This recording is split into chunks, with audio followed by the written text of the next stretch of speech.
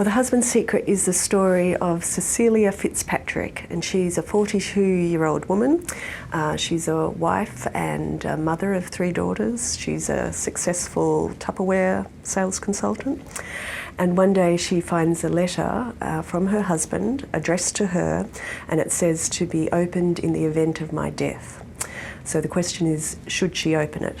Would you open it?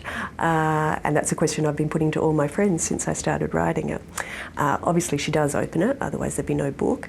And what she discovers turns her ordinary suburban existence upside down.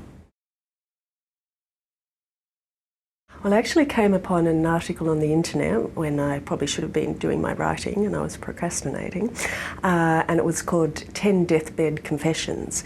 And so it had some amazing stories. It was a story of the man who had apparently faked a photo of the Loch Ness Monster.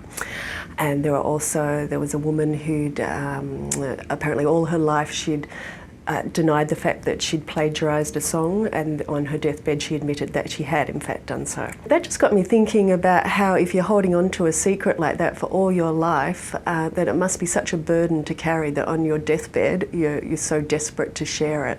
So I'm not sure if it's to do with your guilt, or is it just to do with that desire to share a secret. First of all, I don't think that you have a moral imperative to tell the truth.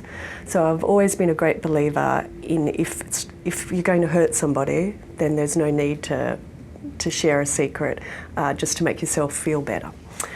On the other hand, if it involves me, then I want to know I want to know the truth. So I guess I'm saying it's okay for me to keep secrets, but not for anybody else.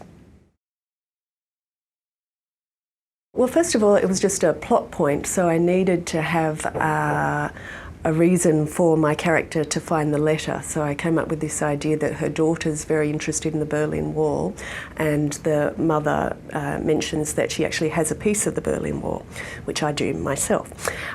So she goes up looking for the piece of the Berlin Wall, and that's when she stumbles upon the letter. But then, as I was writing it, the Berlin Wall seemed to be a nice metaphor for what most of my characters were dealing with. So they all had secrets. So they were all basically putting up walls to hide behind. So that's how I ended up extending it. It's in the very early stages.